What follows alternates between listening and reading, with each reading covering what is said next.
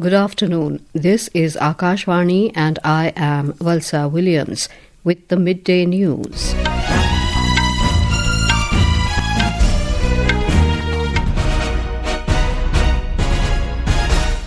The headlines. Prime Minister Narendra Modi tells students to have full faith in their own pattern of preparation, asks teachers to remain sensitive to the learning speed of every learner. Lok Sabha adjourned for the day following opposition protest on various issues. RBI keeps policy repo rate unchanged at 5.25%. Russia and the US agree to re-establish high-level military dialogue after a gap of 4 years. In Under-19 ODI Cricket World Cup, summit clash between India and England underway in Zimbabwe.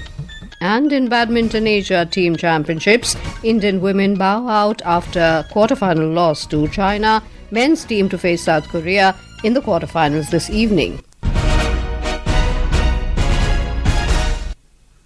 Prime Minister Narendra Modi interacted with students during the 9th edition of popular interactive program Pariksha Pe Charcha. In a video released today, the Prime Minister was seen addressing students on how to overcome stress and anxiety during exams. During the interaction, Mr. Modi advised students to trust their own unique learning patterns, emphasizing that no two individuals think or grow in the same way. He said every student has a distinct style and it is important to have full faith in one's own pattern of preparation.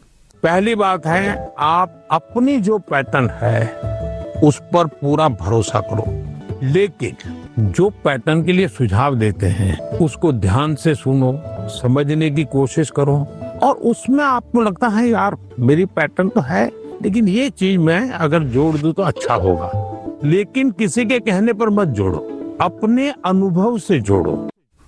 The Prime Minister advised that teachers should remain sensitive to the learning speed of every student. Savabat Venkatesh, a student, asked the Prime Minister whether skills are more important than marks. मेरा नाम सबावत वेंकटेश है. आप बताइए कि skill ज्यादा जरूरी है या फिर मार्क्स ज्यादा जरूरी है? हर चीज में संतुलन होना चाहिए. एक तरफ झुकोगे तो गिरोगे कि नहीं गिरोगे? Yes sir.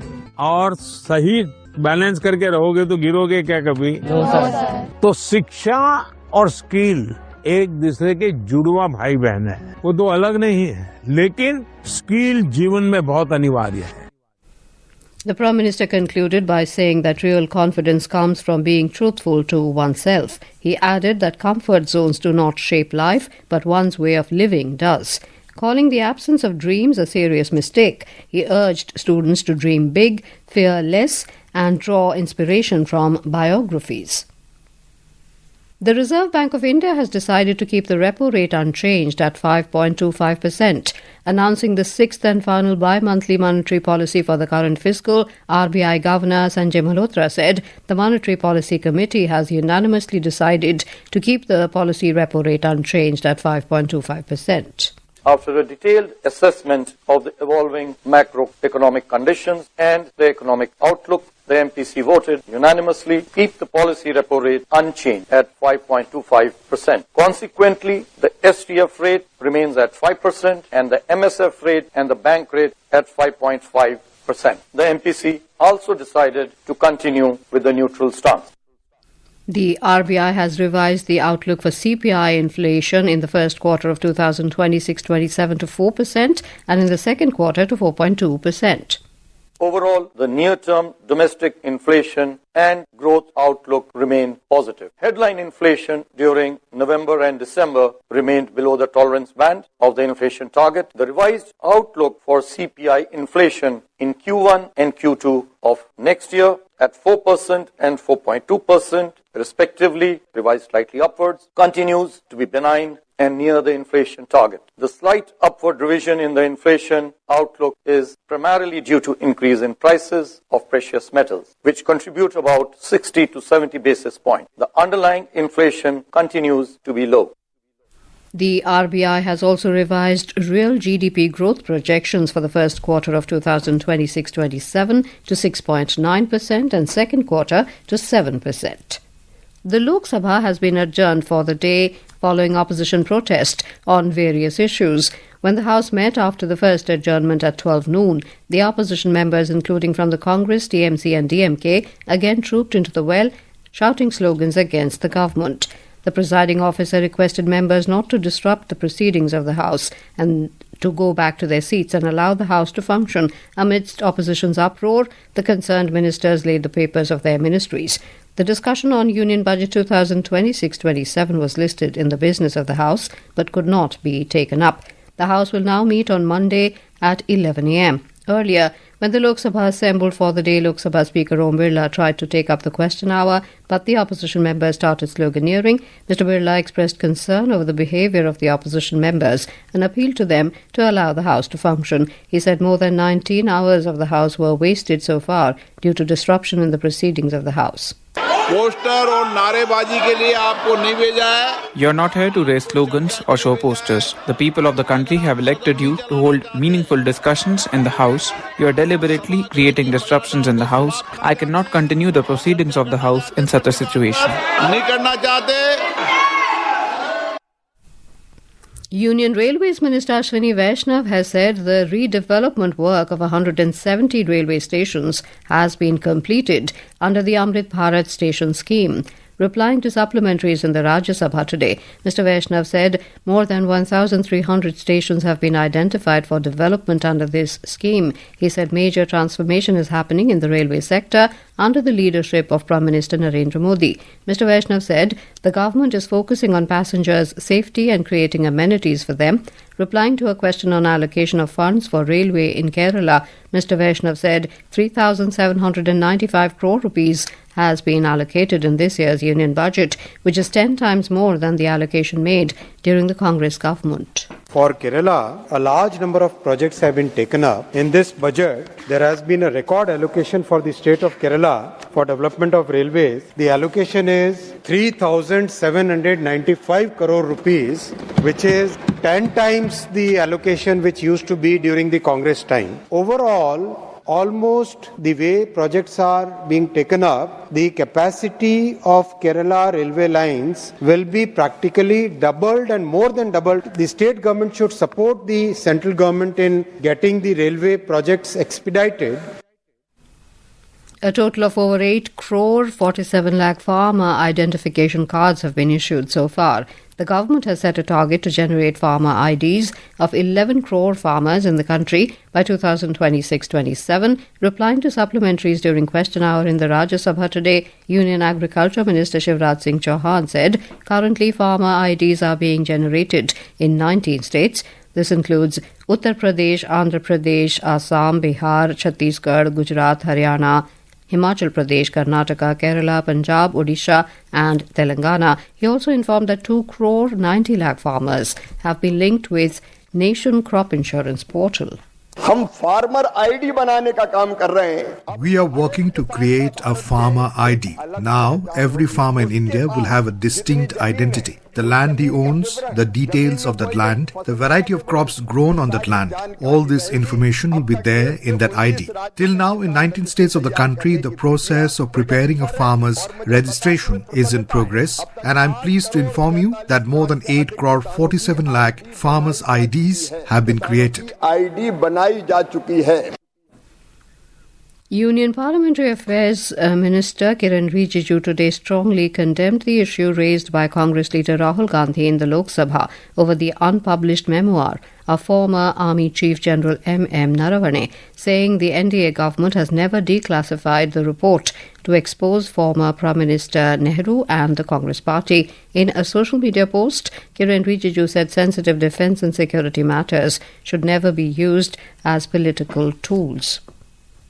Prime Minister Narendra Modi today said the agreement signed between the Government of India, the Government of Nagaland and representatives of the Eastern Nagaland People's Organisation will open new avenues of opportunity and prosperity for the people. Sharing a social media post by Home Minister Amit Shah, Mr. Modi noted that the pact will further accelerate the development trajectory of Eastern Nagaland. He added that the agreement reflects the government's unwavering commitment to peace, progress and inclusive growth in the northeast. In his post, Home Minister Amit Shah described the agreement as a giant step towards realising the Prime Minister's vision of a peaceful and prosperous northeast by resolving all contentious issues. This is Akashwani giving you the news. For quick news updates round the clock, follow us on our X handle at AIR News Alerts. And for details of stories and more, log on to our website www.newsonair.gov.in and download News on AIR app. Welcome back to the midday news. Union Home Minister Amit Shah today visited forward areas in Hiranagar sector along the international border in Kathua district, marking the start of his two-day tour of Jammu and Kashmir. The Home Minister launched welfare schemes for the Border Security Force BSF personnel. Mr. Shah visited the border outposts of Gurnam and Bobiyan in the Hiranagar sector and inspected the arrangements made by the BSF to curb infiltration. Mr. Shah interacted with the BSF personnel guarding the frontier. The Home Minister's visit comes amid heightened focus on border management to scuttle infiltration of terrorists and smuggling of weapons and narcotics, and stepped up anti-terror operations that left 4 hardcore Pakistani terrorists of Jaish-e-Mohammed dead in nearly a dozen encounters in Kathua, Udhampur and Kishtwar districts over the past 2 weeks. Later in the day, the Home Minister will chair a comprehensive high-level security review meeting at Lok Bhavan, Jammu today. External Affairs Minister Dr. S. Jaishankar today said India-EU free trade agreement is a game-changing development for both the sides. Addressing the inaugural session of the India-EU Forum in New Delhi, the minister also flagged other dimensions that hold great potential, including security, defence, climate technology and talent flows. The United States and Russia have agreed to re-establish high-level military dialogue for the first time in more than 4 years. High-level military communication was suspended in late 2021 as tension between Moscow and Washington rose ahead of the full-scale Russian invasion of Ukraine in February 2022. Trump then campaigned for a second term on promises that he would swiftly end the conflict. Many of his proposals for peace have heavily favored the Kremlin, including requiring Ukraine to cede territory to Russia. The US-European Command said in a statement that the restored communication channel will provide a consistent military-to-military contact as the parties continue to work towards a lasting peace. The meeting between senior officials from the United States and Iran is currently underway in Oman amid raised fears of a military confrontation. The talks come against the backdrop of a US naval build-up near Iran, described by Trump as an armada, and deep disagreements over the scope of negotiations, raising doubts over whether the discussions can avert further escalation in an already volatile West Asia. In cricket, the final of ICC Under-19 World Cup between India and England is underway in Harare, Zimbabwe. Electing to bat first, India were 120 for 1 in 14 overs when reports last came in. Earlier, India entered the finals, defeating Afghanistan by 7 wickets in the second semi-final match on Wednesday. The Indian team has remained unbeaten in the tournament. In Badminton Asia Team Championships, India's title defence in the women's team event came to a disappointing end after a 0-3 loss to China in the quarterfinals in Qingdao, China today. Tanvi Sharma, who had been leading the charge in the first singles with 2 wins earlier in the tournament, failed to provide a positive start, losing 9-21, 9-21 to Cao Fang Chie of China in a lopsided opener. Indian men's team will now face South Korea in the quarterfinals later in the day. Benchmark domestic equity indices Sensex and Nifty were trading moderately down during afternoon trade today. The Sensex declined 128 points to 83,186, while the Nifty fell by 75 points to 25,569 when reports last came in. And now, before we end the bulletin, the headlines once again. Prime Minister Narendra Modi tells students to have full faith in their own pattern of preparation, asks teachers to remain sensitive to the learning speed of every learner. Lok Sabha adjourned for the day following opposition protest on various issues. RBI keeps policy repo rate unchanged at 5.25%. Russia and the US agree to re-establish high-level military dialogue after a gap of 4 years. In Under-19 ODI Cricket World Cup Summit clash between India and England underway in Zimbabwe, and in Badminton Asia Team Championships, Indian women bow out after quarterfinal loss to China. Men's team to face South Korea in the quarterfinals this evening. With that, we end the midday news.